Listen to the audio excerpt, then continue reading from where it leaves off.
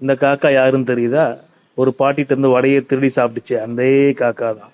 இப்ப அந்த காக்காவுக்கு தண்ணி ரொம்ப தாக அடிச்சது, நல்ல வெயில். அப்போ சுத்தி கித்தி பார்க்கும்போது ஒரு பானையை பார்த்துச்சான். அந்த பானையில தண்ணி ரொம்ப அடியில இருந்துச்சான். உடனே ஒரு ஐடியா பண்ணுச்சு. என்ன பண்ணுச்சு? ஸ்டோன்ஸ் எல்லாம் எடுத்து ஒவ்வொன்றா போட்டா தண்ணி வந்து மேலே வந்துடும் இல்லையா? அந்த ஐடியா பண்ணி தண்ணி மேலே வர வச்சு நல்லா குடிச்சிட்டு சந்தோஷமா ஆயிருச்சு. ஸோ மாரல் என்னன்னா, smart thinking solves a big problem. ஒரு ஆத்தங்கிற ஓரத்துல இந்த நாவல் மரத்துல ஒரு புத்திசாலி குரங்கு அந்த மரத்துல இருக்க பழங்களை சாப்பிட்டு சந்தோஷமா வாழ்ந்துட்டு இருந்துச்சான். அப்போ ஒரு முதல்ல ரொம்ப சோர்வா கரை ஒதுங்குச்சான். அதை பார்த்த குரங்கு, இந்த சோர்வா இருக்க இந்த பழங்களை சாப்பிட்டு அப்படின்னு கொடுத்துச்சான். அந்த பழங்களை சாப்பிட்டுட்டு அந்த முதல்ல, ரொம்ப ருசியா இருக்கு, நான் என் மனைவிக்கு எடுத்துன்னு போய் கொடுக்குறேன் அப்படின்ட்டு தன் மனைவிக்கு எடுத்துன்னு போய் கொடுத்துச்சான். அதை சாப்பிட்ட தன் மனைவி, ஆஹா, இந்த பழமே எவ்வளவு சுவையா இருக்கு, அப்ப அந்த குரங்கோட இதயம் எவ்வளவு சுவையா இருக்கும், நீ அந்த குரங்கை கூப்பிட்டு வா அப்படின்னு சொல்லி அமுச்சு விட்டுச்சான். உடனே அந்த முதல்ல போயிட்டு அந்த குரங்கிட்ட, நீ ஒரு நாள் என் வீட்டுக்கு வா, நான் உனக்கு விருந்து வைக்கணும் அப்படின்னு ஏமாத்தி கூப்பிட்டு போனான்.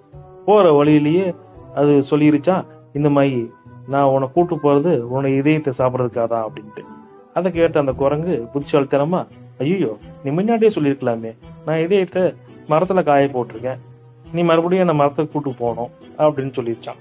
உடனே ஐயோ அப்படின்ட்டு அந்த முதலையும் மரத்துக்கு கூட்டு போறான்.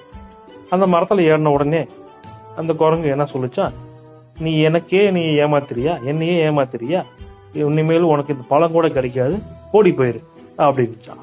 ஸோ மாறல என்னன்னா, யாரையும் கண்மூடித்தனமா நம்ப கூடாது.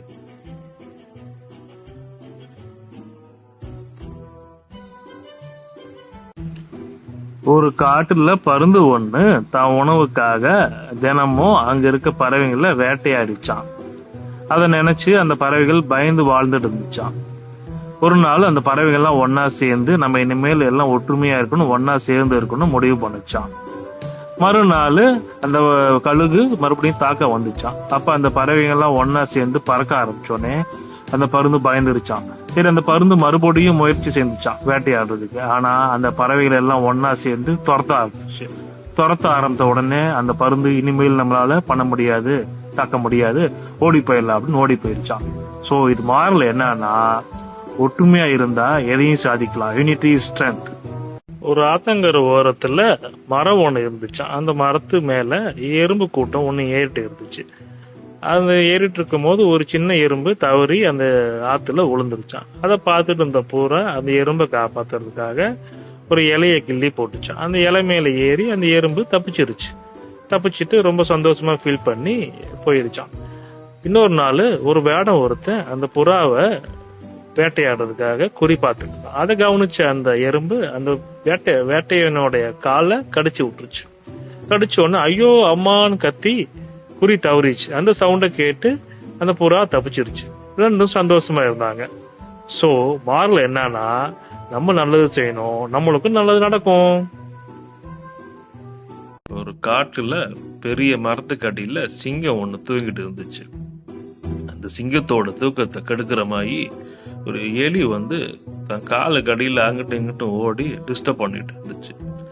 அப்ப அந்த சிங்கம் அந்த எலிய பிடிச்சிட்டு, ஏன்பா எலி, உனக்கு என்ன பிரச்சனை, ஏன் என் தூக்கத்தை கெடுக்கிற, உன்னை என்ன பண்றேன் பார் அப்படின்னு அது கோபமா கேட்கும் போது அந்த எலி பயந்து போய், ஐயா சிங்கமே, நான் தெரியாம பண்ணிட்டேன், என்னை ஒரு வாட்டி கருணை காட்டி மன்னிச்சு விட்டுடுங்க, நான் கண்டிப்பா ஏதாவது வகையில உங்களுக்கு நான் உதவி பண்ணுவேன் அப்படின்னோடனே அந்த சிங்கம் நினைச்சுச்சான், ஜெய் நீ எனக்கு உதவ போறியா, சரி போ அப்படின்ட்டு ஒரு கருணையால அமுச்சு விட்டுருச்சான். அதே மாதிரி சில நாளுக்கு அப்புறம் அந்த சிங்கம் வேடன் விரிச்ச வலையில மாட்டிக்கிச்சான். அதை பார்த்த எலி அந்த சிங்கத்துக்கு ஹெல்ப் பண்றதுக்காக அந்த வலையை கடிச்சு அந்த சிங்கத்தை ரிலீஸ் பண்ணி விட்டுருச்சு. ஸோ அந்த சிங்கம் அந்த வலையில இருந்து தப்பிச்சிருச்சு. ரொம்ப சந்தோஷமாயிருச்சு. ஸோ சிங்கம் அன்னைக்கு காமிச்ச ஒரு சின்ன கருணையால அது அந்த எலி இப்ப காப்பாத்திருச்சு.